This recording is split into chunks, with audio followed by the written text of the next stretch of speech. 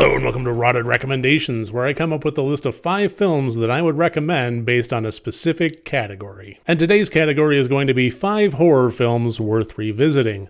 This is a suggestion that was put out by patron Mel. Thank you, Mel, for offering this one. This was picked because it's something that's honestly been on my mind a little bit lately. I did my re-review of Revenge, and that seems to be pretty well received. And it's generally just kind of a thought that's been rattling around, is what movies deserve a second look. Now, before I get into this list, I do just want to remind folks that if you have been enjoying my channel and my content, to please subscribe. It really does help me out a whole lot. The analytics benefit, the numbers benefit, and it helps keep me going.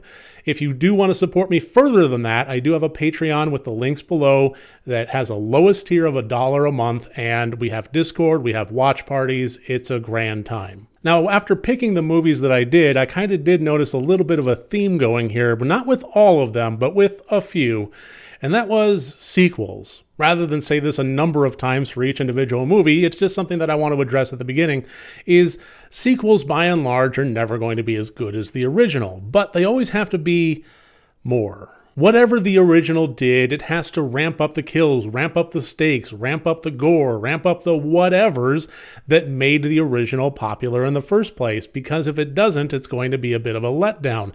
At the same time, it can't be just a rehash of the original, because then it winds up into the why did they even bother category. So oftentimes, sequels by their very nature simply can't rise to the level of the originals. But keeping within the theme of this, I do kind of want to advocate for, if you take them on their own merits, I've come up with a list of a few of them that do deserve a second watch. Number 1 on the list of 5 films worth revisiting is the 1992 Pet Sematary 2. Directed by Mary Lambert, who also directed the original, this is set 3 years after the events of Pet Sematary. And in this movie, we follow Edward Furlong and Anthony Edwards as Jeff and Chase Matthews, a son and father respectively, who have both suffered an enormous tragedy in their lives and set out to move to this little town in Maine. Chase has a new veterinarian in town, and Jeff, simply trying to find a way to fit in with his peers and cope with his loss, are trying to find their feet as a family of 2 in this new rural area. Now, I'm not going to sit here and pretend that Pet Sematary 2 has as much gravitas or heart as the original, but what it lacks in heart, it makes up for in absolute bonkers mayhem. The situations of the Pet Sematary bringing things back to life is treated with a lot more of a what-if scenario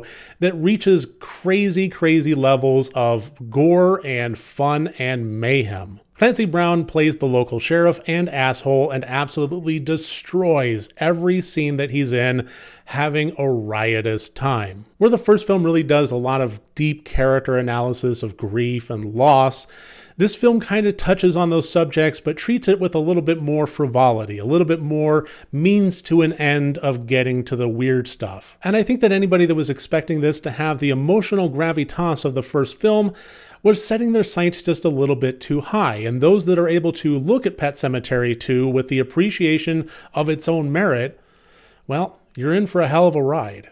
Speaking of a hell of a ride, that brings us to movie number 2, the 2001 film Joyride. Directed by John Dahl, this movie stars the late Paul Walker as Lewis and also Steve Zahn as his brother Fuller. Lewis is doing a great American road trip on his way to pick up his friend Venna, played by Leelee Sobieski, and in the meantime he also pays a pit stop to pick up his long-lost brother Fuller once he realizes that he's been put in jail nearby. A somewhat difficult family reunion on the road then gets a lot more complicated when they pick up a CB radio and start playing prank phone calls, as it were, with some of the nearby truckers. Once their catfishing prank of putting on a female voice and calling themselves Candy Cane gets out of control, they find themselves stalked by a murderous trucker only known as Rusty Nail. Now, despite spawning a few sequels, it really couldn't be said that this movie was a big success. It barely broke even in the domestic box office, and even through the hindsight of yesteryear, it's really not visited a whole lot anymore. I've seen a lot of films kind of get a little bit of a resurgence with House of Wax, Ghost Ship, Jennifer's Body, things like that.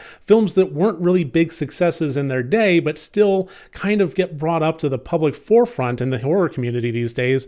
But Joyride still kind of seems to be whispered in those shadows. I submit that this was a very competent and somewhat creepy movie that offered plenty of surprises. As unrealistic as some of it may be, it's still a fun little, well, ride. Paul Walker did a great job as the leading man Lewis, and I will forever advocate for the notion that Steve Zahn is vastly underrated. Moreover, the voice of the antagonist Rusty Nail was played beautifully with just copious amounts of menace dripping off the microphone by the wonderful Ted Buffalo Bill Levine. You really ought to get that fixed. Get what fixed? Your tail light. I thought that Joyride provided a whole lot of fun and a surprising amount of malevolence that I absolutely think it's one that is worth revisiting. The next movie should be no surprise to anybody that follows my channel or Spooky Astronauts channel, Book of Shadows Blair Witch 2. This 2000 sequel to the absolute breakout found footage hit The Blair Witch Project offered a lot of fun and interesting moments in its own right. Again, this is a movie that kind of was doomed from the start because there's no way that you could accurately and effectively replicate the success of the original. And I think that's evidenced by so many people that have tried unsuccessfully with their own found footage endeavors ever since. So when they set out to make the sequel, I think they did the only sensible thing they really could do. Shelve the idea of just remaking the original and come up with fresh new content with fresh new angles using the existing lore. So this ditched the found footage aspect and instead just kind of relied on some surveillance video and some camcorder work that the characters were walking around with. But for the most part, this is a headless, invisible third-party narrative like most feature films. And because of that, I think audiences reacted with a predictable amount of backlash. Audiences went in with the all too high expectations of the experience of watching the first film for the first time, and that simply just wasn't going to happen.